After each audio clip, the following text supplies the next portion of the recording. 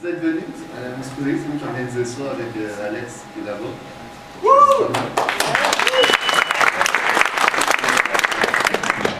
Donc, je ne sais pas si vous avez remarqué, il y a comme deux personnes qui se promènent, c'est des caméramans de Warby.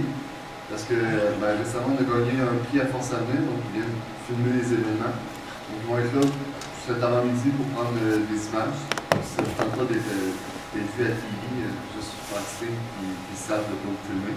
Ils ne feront pas de close-up sur la face de personne, sauf la mienne et celle d'Alex normalement. Fait que, juste pour les regarder, faire comme s'il n'était pas là, juste regarder le magnifique présentateur. Pour l'introduction, il y a un petit changement. Ce ne sera pas une introduction en langage fonctionnel, ça va être un petit peu une introduction en hackathon. Comment gagner ça facilement. Ça va être fait par Nicolas Luquin, qui va aussi agir en tant que maître de cérémonie pour toute la journée. Donc, sans plus attendre, on va commencer. Nicolas Luquin. Ça fait un petit bout de temps que je n'ai pas mis les pieds sur le campus, mais je suis vraiment content d'être de retour aujourd'hui. Je me présente pour ceux qui ne me connaissent pas. En fait, je suis ancien étudiant de sciences, informatique sciences à l'Université de Sherbrooke. Mais faites pas comme moi, j'ai lâché l'université. Sinon, j'ai été tech lead de l'équipe Machine Learning chez Passwordbox, puis j'ai occupé le même poste chez Intel l'an passé, jusqu'à il n'y a pas longtemps. Et maintenant, je me pars en entreprise avec un de mes collègues qui est en Australie. Ça s'appelle Subscribility, mais ça ne rentre pas vraiment dans le contexte, j'en parle pas trop. Mais venez me jaser si vous voulez en savoir plus, puis on cherche des bons développeurs aussi. Sinon, j'ai eu la chance de participer à l'organisation d'une conférence il y a à peu près 3 ans à Sherbrooke qui s'appelait Appius. Est-ce qu'il y en a qui ont déjà entendu parler de Appius? Ouais! Levez la main ceux qui ont déjà assisté à une conférence Appius. Hey, c'est quand même tout le monde. OK. Maintenant, levez la main ceux qui ont participé à 2 conférences Appius. Il y en a un petit peu. À 3. Quand même, il y a des fidèles dans la salle. Dans le fond, Appius, après que je sois parti de l'université, a été continué. Et je suis vraiment fier parce qu'on a gagné, ils ont gagné, je ne sais plus dans le décompte en ça, le Gala Force Avenir cette année. Fait une grosse main d'applaudissements à Alex et Fred qui ont amené le projet et qui ont pensé.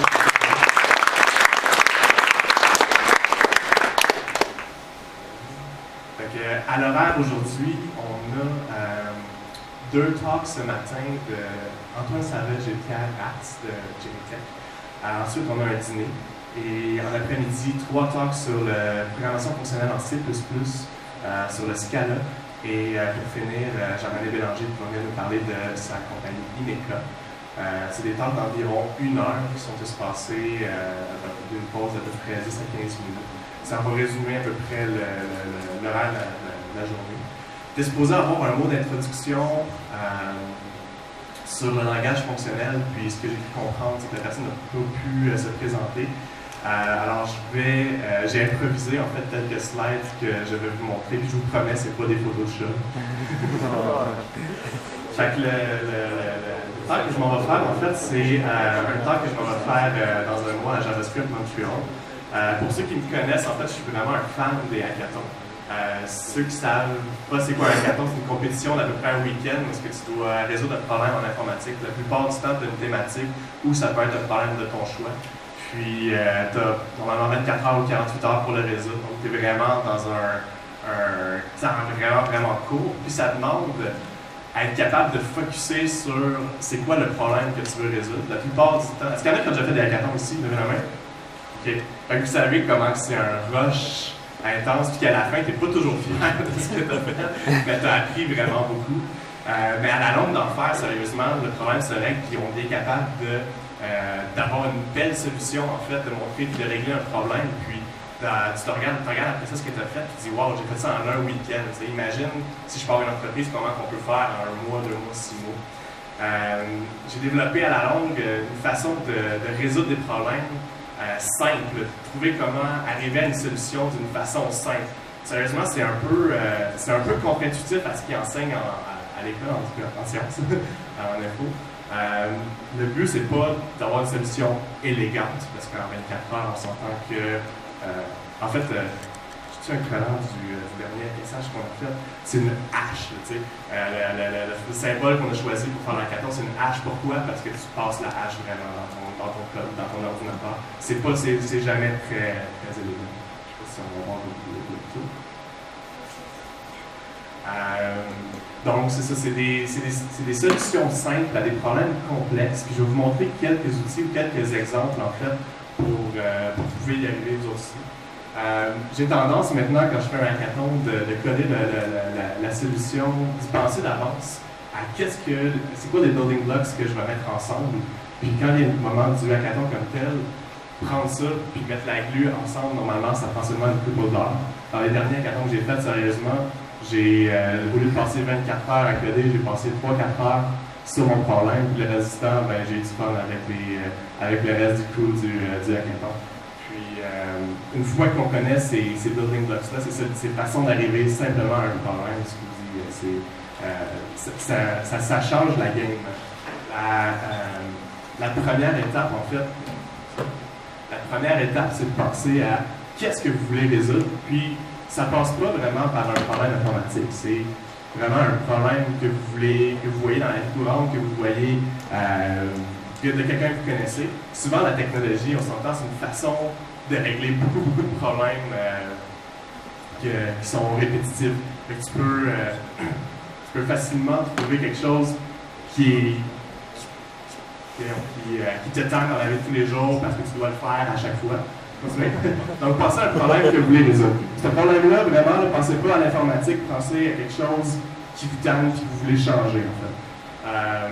Par exemple, est-ce que vous connaissez Samza? C'est une application qui permet de jouer de la musique, des playlists selon votre mood. Mais il y a des bonnes playlists là-dessus, puis quand je suis offline, quand je suis pas connecté, quand je suis dans mon auto ou quelque chose, je veux avoir ce genre de musique-là. Oh, OK. Alors, ce que j'ai fait, c'est que j'ai codé un scraper lors d'un hackathon pour aller chercher toute la musique de Samza, puis la transformer en MP3 que je peux uploader sur mon téléphone. Pour vrai, ça résout un problème de plein de gens que je connais. J'ai mis ça en ligne, puis ça a quand même comme une extension Chrome, ça l'a parti assez rapidement. Puis à coder, pour vrai, la solution technologique à ce problème-là. OK, là, on continue. Donc, la slide, là, c'est comme il y a juste un mot, c'est pour ça que je ne suis pas trop.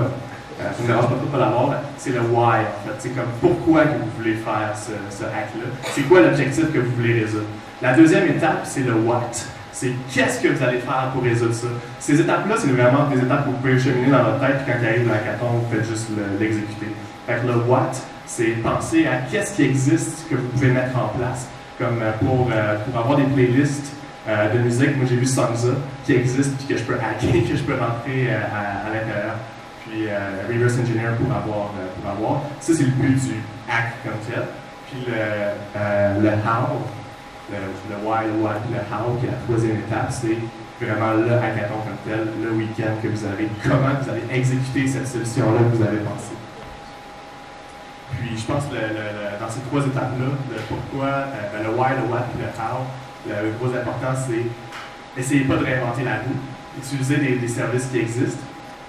Puis, si vous suivez ces étapes-là, vous allez amener la plupart du temps à une solution et à l'innovation. Bon, j'utilise mes slides juste pour moi, c'est pas que vous les voyez pas, mais je voulais présenter des projets que j'avais faits à des hackathons qui ont suivi ces étapes-là.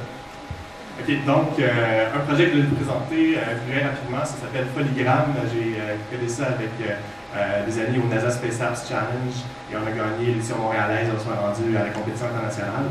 Et vous serez surpris de voir le peu de code en fait qu'on avait. C'était une application qui permet de prendre une photo de feuilles et ça disait la qualité de l'air autour de toi.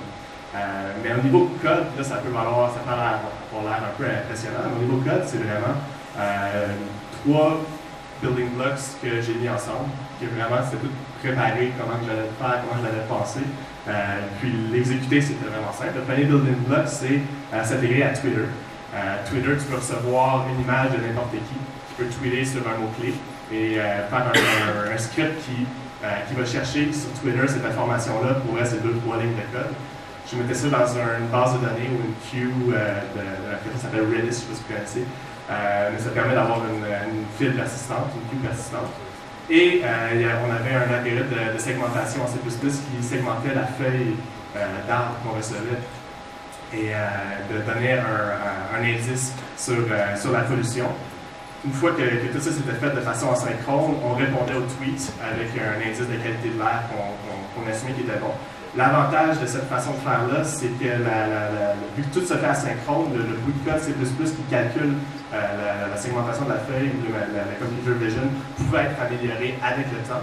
Mettre ça en place, tout le processus, ça avait pris vraiment une demi-journée de travail, on a pu se concentrer sur la segmentation et régler le problème de la qualité de l'air. Et non faire une app que tu installes sur ton téléphone, que tu te connectes, que tu mets ta photo de profil de avant. C'était vraiment focusé sur le problème qu'on voulait résoudre.